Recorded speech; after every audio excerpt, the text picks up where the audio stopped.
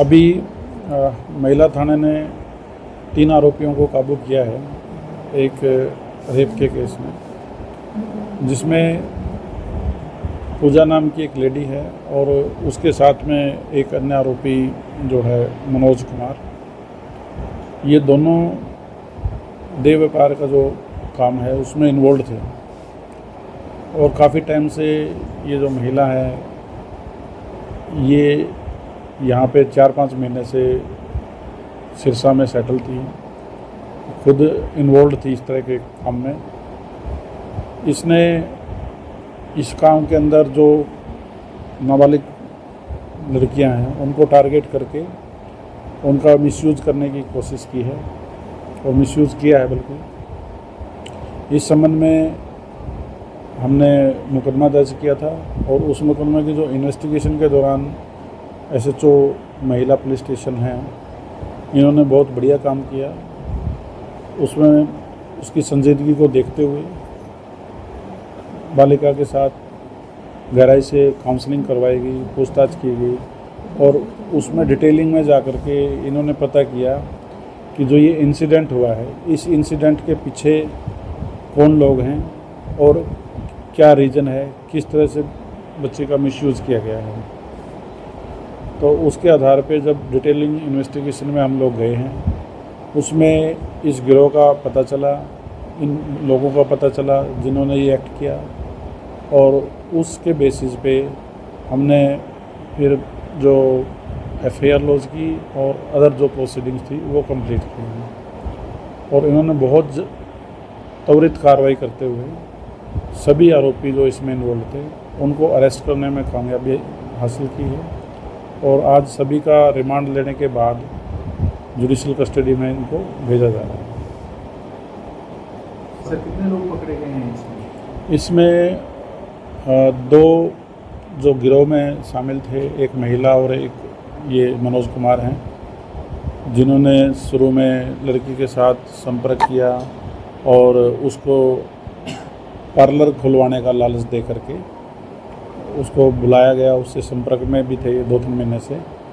और उसके तीसरा जो आरोपी है जिसके साथ बच्ची को भेजा है और जिसने उसके साथ गलत काम किया, उसको आरोपी किरत है, उसको अरेस्ट किया है। सर इनसे पहले इन पे और भी कोई केस है या पहले ही?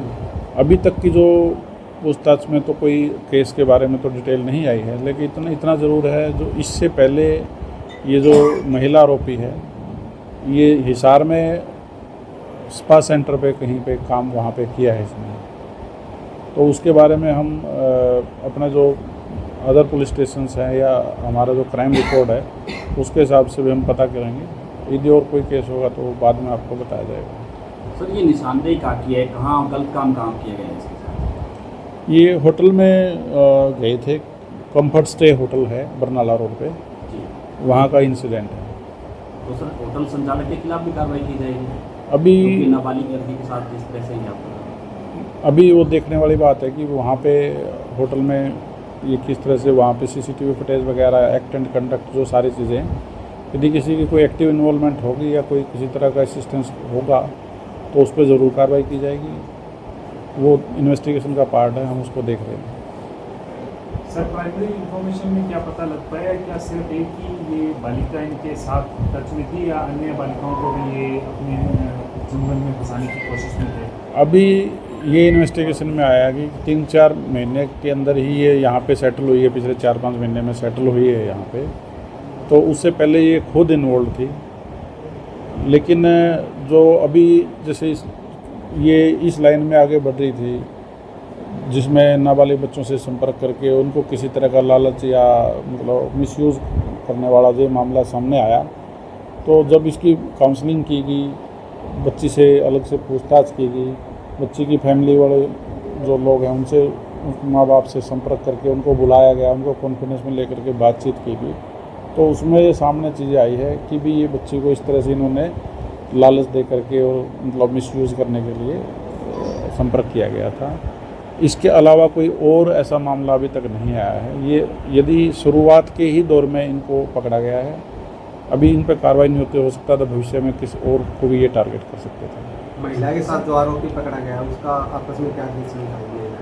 इनका आपस में कोई रिलेशन नहीं है, ये सिर्फ एक दूसरे के साथ जो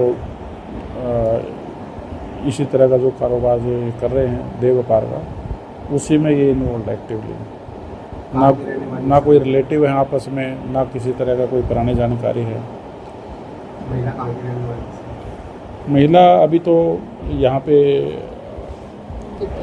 इसमें मेला ग्राउंड के पास इसका रेजिडेंस है, यहाँ रह रही थी।